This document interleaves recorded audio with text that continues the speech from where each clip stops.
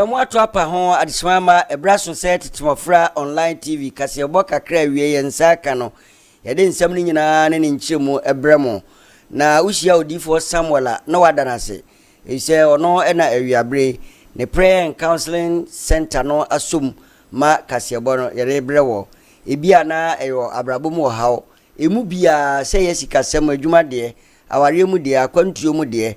ene yare hodo a ehe nipa nyinaa. Nipa pese okɔ animu ewo abrabom. Promise and fail. Afi ma ne mema no honhum mu aware. Wa nim se oni kuno enso da bia wa tum so ofu ay kapu ase de onyam eba ne sei enye eni se be nipa so ndim sro ya no akọ odifo Samuel prayer and counseling center ho ewo Kumasi ya ahebobo ano traffic light na se pe ena odifo Samuel wa okwa obi isha ha nyine from what de ewa brabom na de dawanim bia watimi akọ wanim na KASI3BO no de edi mu akotini bi enie Omampani John Dramani Mahama afide nani suade huna ode be hyehye 24 hour economy said o kan no to abom no ode nyina abetudwa sese de MPP amanyokuo no ensem enena mu no ekira na eyade a wo firi won suban ene wonne ya wode te amanyokuo no kura ma kwagina sikasem ura Patrick Yaboama ene de saa nsemi atudwa Professor Michael Okoya na oya chame hene mrase bedwafie bra na nado edi ade no nso ese maame geti tukono ifia wokro no huni se mpanimfo bi na hyekiri ne ye mrante no yodum ma no komanko nanso awose ye hunu se abide bot echi no saa enso ena etie afi yebekọ kokufu eho ena o man hene no kira na afahye bi a ekoso no wode share santimera utumfo se tu animonyam ye ko finfin mantemu aposifo mienu aboro omo ho ama ketwa na kapani no eba ne sei na posi peni ne ketwa kokon ya waka wo saa nsem ni nyina nchiremu ye de bebre mo ebra ye ne ayi nua bema na natwumberima ena ekọ ho midindi no na opoku agyeman ma mentwa me ho mra na fe menkyensem no mako enkyereo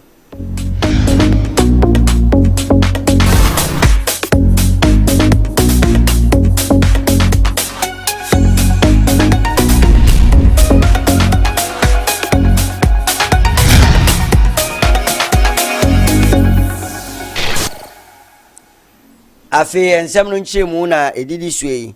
ebro Omampani John Dramani Mahama obon to Ghana mfa na nyina prakonwa kese no o se Ghana fo bo brofo kasem se 24 hour economy na chese amemu ni se di obebu no adwuma yemu no nyade Ghana ni ba bia beda ebi kwa no pa ne bi kwa wia na ebi kwa nwumere ne bi so kwa najo chese nyuma ye no isi so saa ahomegye bia enim na ena no a obu akonta bosome na ya edika e na mamuemu no wachimpifi se ade asa ni suade hunu no de ho nhye nyina eba watena se na mpanimfo so no nsusu ho ma ahyahye no one won nyina awie wokyra na posifo mpanimfo de ewo ma posifo no se de momo ho nyade amo beda kura anopa wie nwumre ne anadwo nyina se tuntum no hyemu ani na mudi akwani aba Omampani ekira na we beka anisuade hunu na ode pe ahenie no adi anyame na dom wenye adie no e odi so emagana nso efa ne ntoma pa ifra omyenti Omampani. We promise to commence drafting the needed legal amendments and prepare for its implementation within the first 120 days. The program is designed to drive structural transformation across our economy, built on pillars aimed at revamping key sectors such as agriculture, manufacturing, and tourism. The program rollout has commenced in earnest. The 24-hour Secretariat is collaborating with the Development Bank of Ghana and the Ghana Infrastructure Investment Fund to operationalize financing pillars for this program. Cabinet has approved amendments to the Ghana Investment Promotion Center Act and the Labour Act to include specific clauses regarding 24-hour operations. These amendments aim to enhance social protection, create an enabling environment for the 24-hour economy policy, and promote conducive business and labor relations. Already several businesses are lining up to sign on to this policy. Some tangible actions have also been taken. The Ghana Investment Promotion Center has launched 24-hour premium services to eliminate processing delays for investors. The Ministry of Foreign Affairs has launched a 24-hour passport service with the passport application headquarters operating 24/7. The DVLA used a 24-hour service to clear a long-standing 18 months backlog of licenses and will soon commission a new 24-hour service office at Adenta in Accra.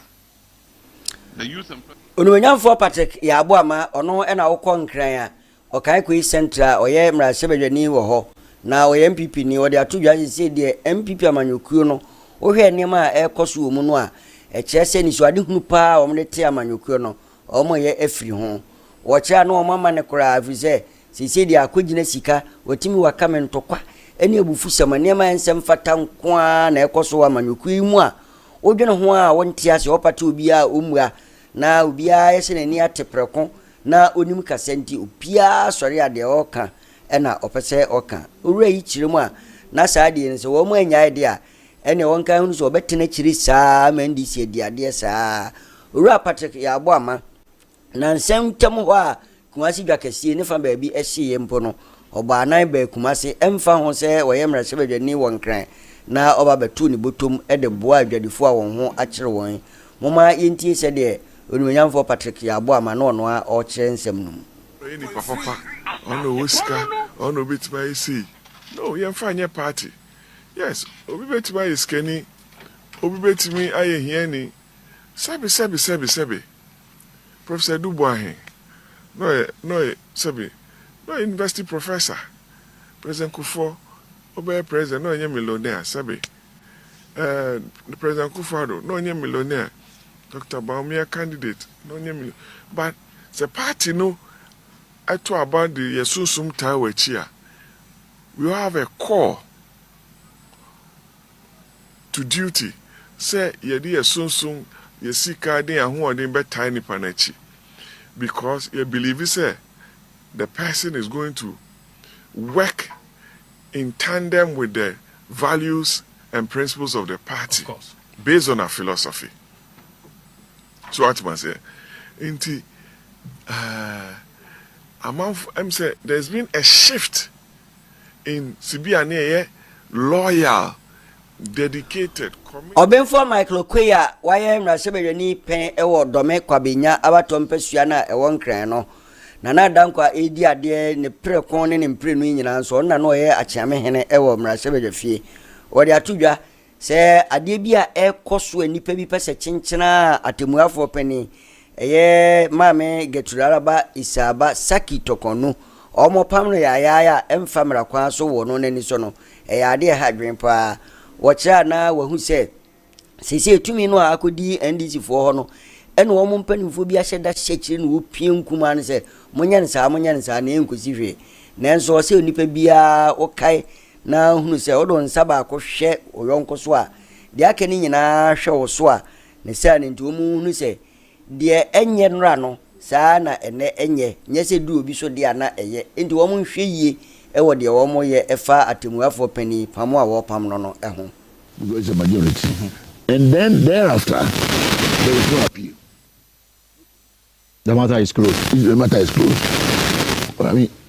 my brother, if it were you, and you pick any 2 Supreme Court judges, then you also can pick 3 other civilians, not judges, not lawyers, and so on, that you think can do justice or go into the matter. Then the 3 go and sit. The 5 go and sit. Judgment is by majority. So the 2 Supreme Court judges may say yes, and the 3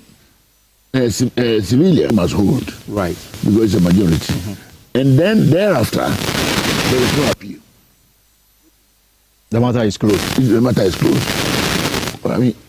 my brother, if it were you, would you like to appeal? Yes. I don't blame anybody. It's there in our law. So therefore, that Ghanaians have watched this being their law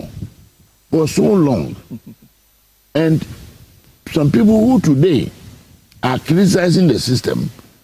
said nothing. They did not speak about this. When I was mounting the IEA Constitutional Review series, Right. I wrote on all these things. I said, oh, there is my paper already. It is published in my contribution to the University of Ghana. Afe ye ko yenim ewo KASI3BO num. Owura Alexander Afenyo Markins oye lawyer ni osa nsoso eyemra sebedwani ewo efutu abato mpesua na ewo mfimfim mantem no so. Na ukomra sebedwafie nso adom kuma no no ena odawa no. Wode atudwa se omampani eni so ade hunu se 24-hour economy odika bo ho dawru twa Ghana mfa na nyina abesi na fe no woka ho asem no wonu se papa no enya de na mamu no betin adi nkunim enkanka saa nhyehyɛ no ho wɔkyerɛ na wabedi ade abosome na anie ade nso bo ho dawru se wo ba ya na ade ye adwuma na ede na fe de wosi we na akosi no so kobisa dwene we chi edu ahunu se enya de papa na amamu no betin abuo wose de esi nsɛm a ɔkan so dua kora ne sɛ ɔmapani ɛba ye no wɔhunu sɛ amanyokuo mu empapamu anitan ene nneɛma ensɛm fata mpo ɔbɛkɔ de di kan no na manfo ato ne din dum so ɔbaaye dum so nso asa ahyase na kyerɛ sɛ papa no de wɔyɛ dada no noa na ɔbɛtɔ so a Ghana fo nhwɛ ni mu sɛ nya de ade papa bia bi from ampani mu aba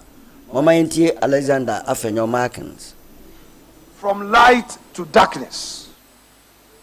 From light to darkness. When Ghanaians say let there be light, the NDC say let there be darkness. So we have a Dumso Pro Max.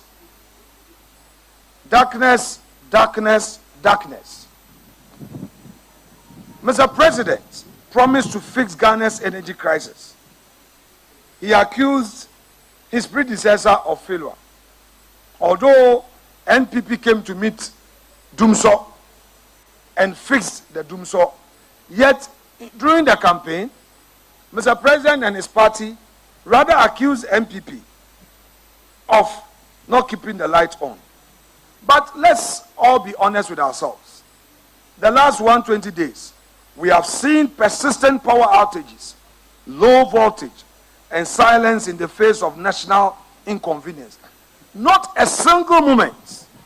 a single day, has the energy minister addressed the Ghanaian people on the energy crisis. Where is the energy minister? Is he lost in this darkness? We are taking a torchlight looking for the energy minister. We cannot find the energy minister. Mr. Energy Minister, where are you? Bring back our lights.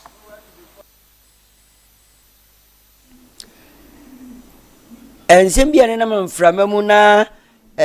Dennis Miracles Abwaje ano kasa de ma Dr. Mahmoud Baumi abra no obon toa no se urarandi aba we no se ona kuku boda no ohunu se okọ nsahwe wo mfuo bi mu no so na konwa ode nam obra no atenase obra no atenase saa nsem no kuku bodo mpanimfo aba monten se obia montungu anya no kre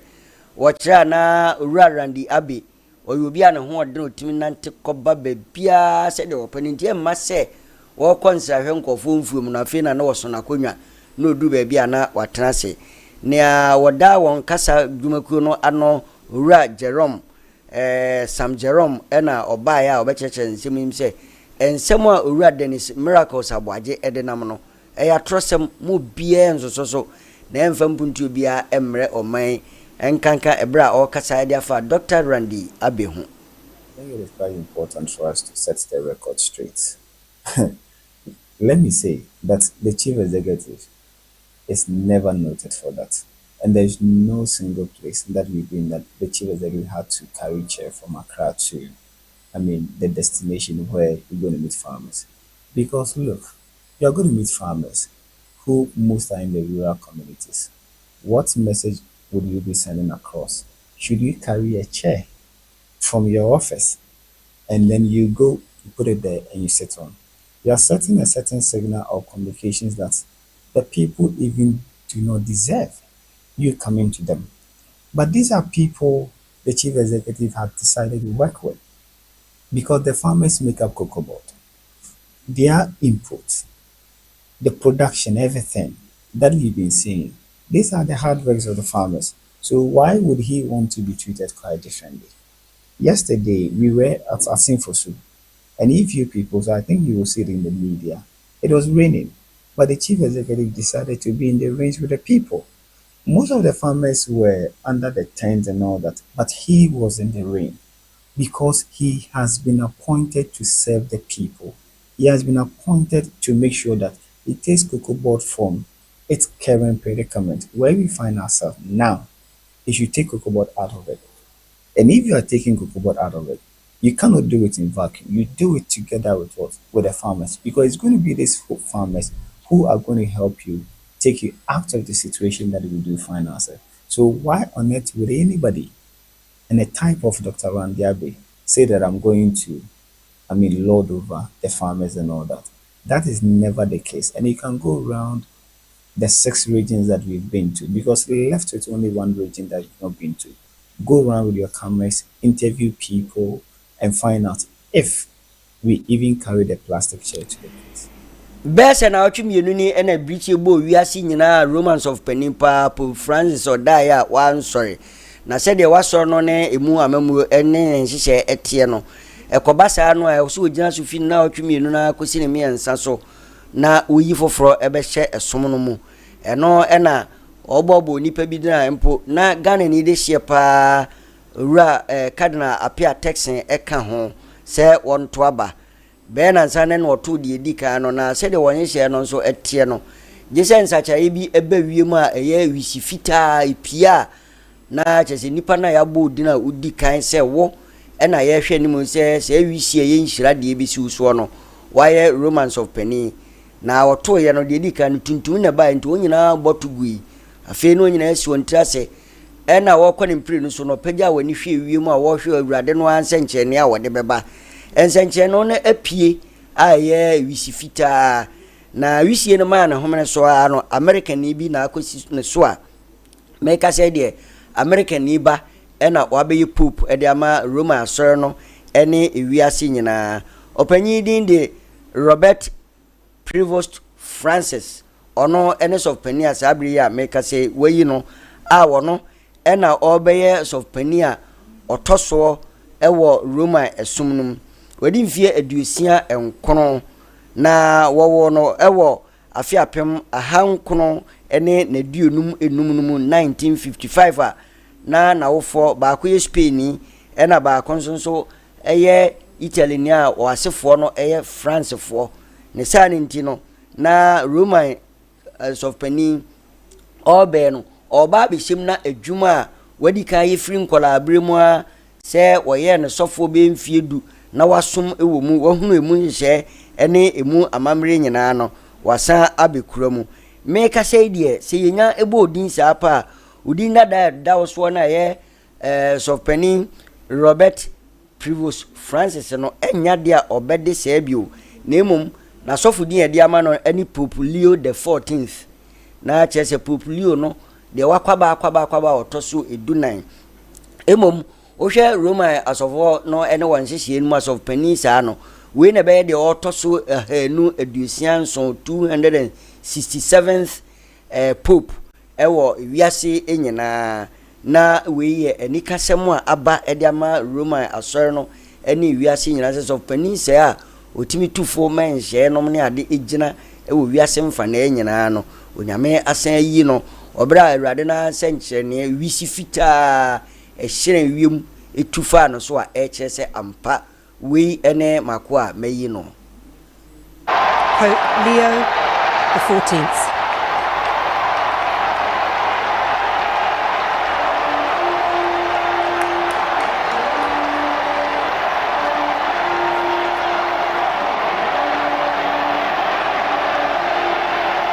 Jubilation amongst the crowds. I can see a crowd of nuns just to my left up on the balcony, waving their yellow and white handkerchiefs and waving at the new Pope as he smiles benignly down to the masses. A moment ago you saw a close-up of his face. He truly looked like the weight of the emotions were sitting heavy in his heart. But he looks happy. He looks happy.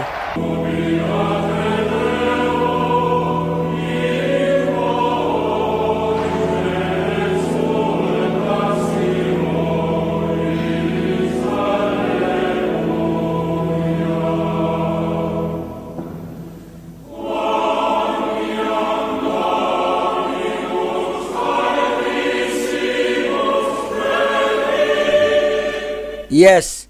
Pope Leo the 14th. Na sorry di kan oyeye eso no bra senchene ni si ne so ape say de wa mamre ene wa mane etie no. Pope e matiri nkwa wa ba tenase na nyiniche na da sorry na no na emwa ewiase enyina afise mo ye nipa mo ho mfaso ema ye ne ayehye mo asi. Ye ba asantementem ha na ye de ani kire kukufu ewo asante bekwai na omanhina owo ho eye bema ofen kwasi okoje asu a otoso mienu wode afashe bia hye so ewunkrum a wapa ho ntoma wato ne din se opemso festival oye na santimantem ha ni kurukukufunum na wo kire se we be yi asante amamre pa esie no nyina edi na fe aka bibi afa otumfo se tu abebi wo ho wo kire na otumfo se tu abebi wo ne santeman wura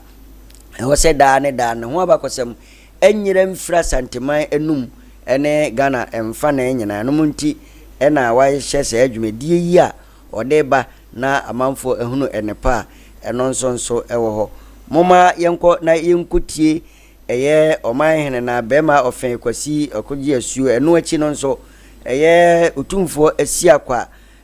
nana ejei bema otosimi eno nsonso ekasebi enti moma yenko na yenkutie ensemu a nananom ewo maye efiri kokofui maburu na tichiri kuo ya de maburu ye bibia ya maburu no ya mema ne ya mayo ne ya mrantie sasabi o ye jeje omo ejeje mu saara ebedum rebi no ye nya ye nchirima bia momo beso yeso yachi se ye ni ho no wa mo ne ba beso yachi eti na me kati se ye se fro bibi red ne sa no mano sabe emwa youth no mo ntwe omo mfiri because ye penso no nie wa agro bi ti se antoche ne ayi e fe ne se obi echesene ya wa enguro bebreba ni edi na sa no ma we ni eni ba ne no anoma binti no emma ayonkofa ne anoma binti na ma ye mabru no mo ba no mo suesu ablabo bi emfata ense fata nti na futu amede ma mo no dr gogoti na resa hye maso se mano se memfam meto manfo ni na kokofu ba ma kokofu na ade obe ya ma ya hu asante yenchi se asante enchi ankasa gina ne eni kokofu eti ye ba ya doctor no di se o shire obi a no yankopon shire obi biara doctor also dey eduro bi aba em se me famina na eje barema the second eye me papa ne otufo asiakwa isu bi aso ko ina wo program fo ina ya so na contain esa se no ya so se skebe ye bi ara no boss school afi ni kan ni sikani CC school na the school no adani na season kama na no tu voko doje ni ba re ya ma so ni mbenfo no aso man si akwasidia na idia akwaso bia ya kwa ya so bia mbele na me ana me invite when you preach here when you kwa the transfer the man so ka se mbele na bidie mu that man yem say the giant so kakra the boy my matters asora no my hase no the bed kesi afi so for no buy here say nya gallery the boy then ka say the matters asora no se ni po komwa nya no anya ko je ba sa house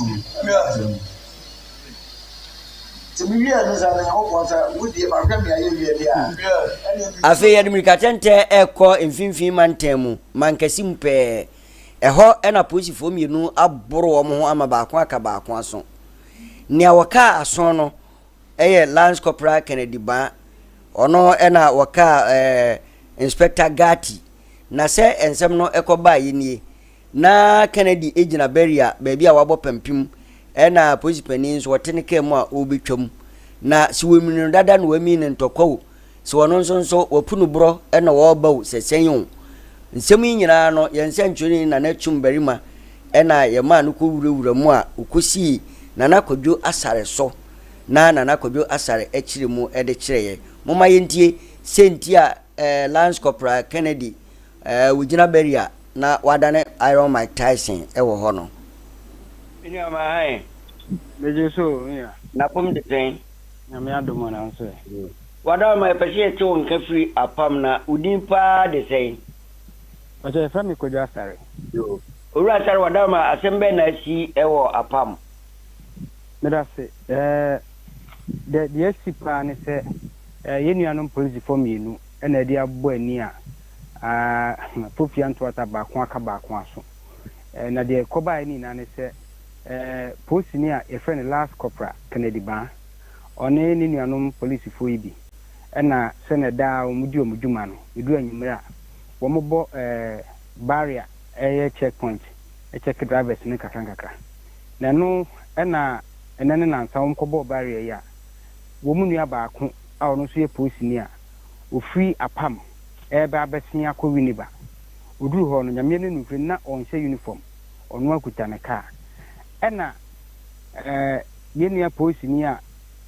sesei ne ho akodi nsensembe ya ye boni din Last Corporal Kennedy ban ekura torch enti torch no ena odi direct ni se one pack well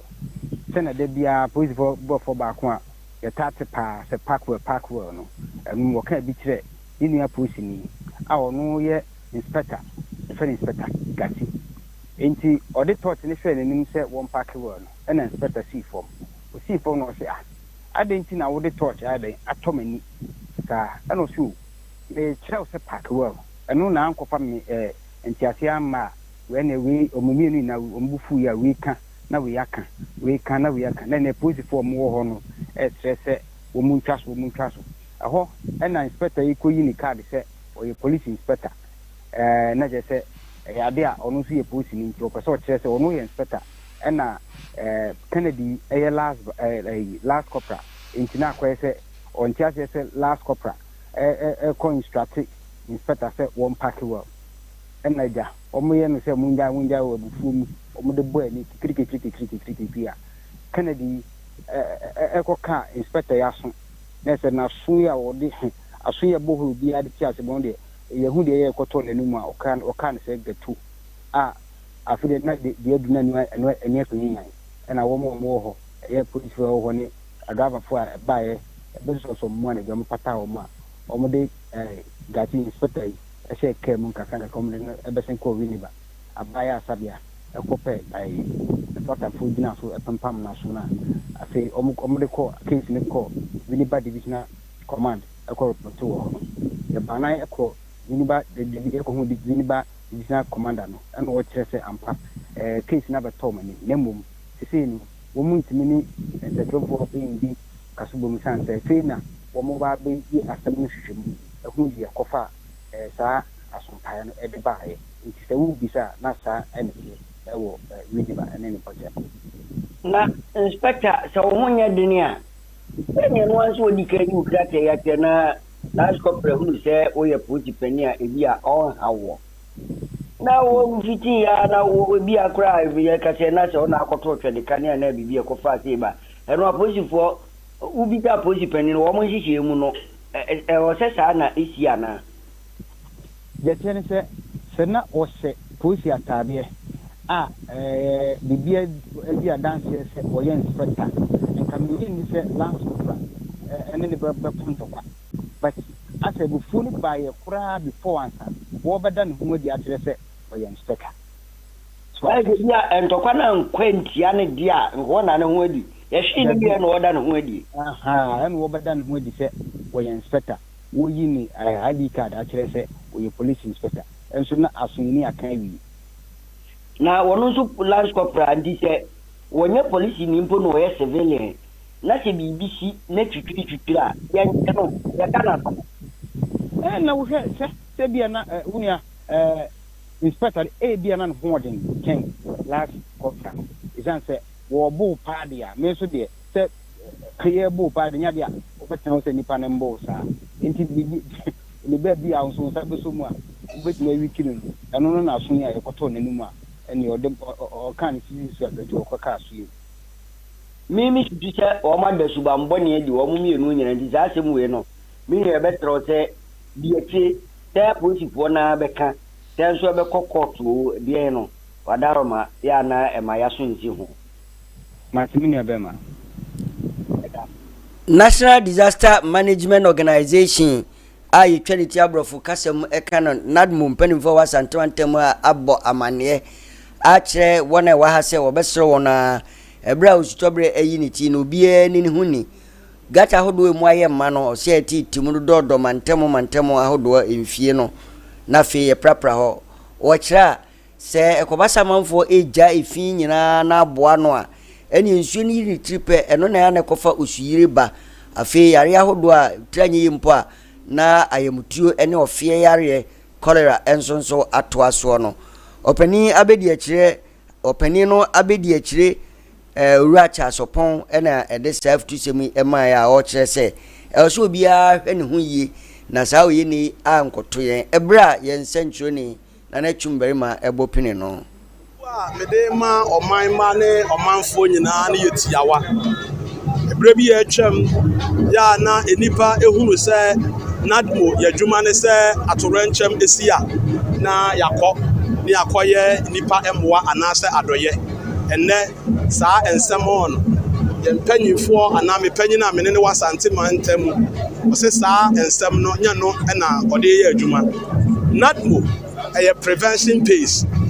eye ekaketwa bi se yebesi atorenchem eho ekwan dan se yebeye ya adwen se atorenchem ye hwa amenaba ne yakoboka akọ oya ne saa ajapade nyina akọ oman no enipa kora timi famu eye da ehwere won enkwa eti ene ensuo ana yi ne ti a ahyase a eto enche pi ensuo beto ebeyiri ensuo yira nipa nantie ebeyi wo haw mwa nantie ebeyi wo haw obi antimi nko obi antumi ma dwumadie nyina esei dwadie antimi nko so ti yesra omanfo esu yira nyina so eye nipa ene yoye enwura ya totugu bọọlụ mu ene yesu ni yeban sabio obi timi hadaja na ajanan ebia na nsuo to ayakobie gata kese na ajanan na mu yehwie bọọlụ gum na enwura fufu wo mu se wo man yakofa yakane tete kwasafudwuma anasa communal liba no na yeye bi de boa wo yamantam ne yamansini mu a saa atorenchem wa ye nsuo di ya edi nipa nya ne nyina no eto obetwa ama obi ahu aton ama oman no so yakora sika na asomodue nso atumi aba obi a eso eno nti na minya asa akwanya we no ne behia se nipa dom a abehia hai me de beto edwa sanadmo omanfo enye yemwa se o hwa santemantem a ye pesika de akon atorenchem enya ade ya ne kon no eda form nti eye kokobo a ye de ma omanfo a ye tie ni ye hwa nyina se ye ni ya setena ene ye mpatam eni na ya ne saa no ebeboa ye ni ama yan asomdue ni ahoto no ayekese edi mpuntuo nso abre obi biara ene oman ni nyina within the Charles upon Asante Mantemo Nadmo Deputy Coordinator Director Deputy Director Nadmo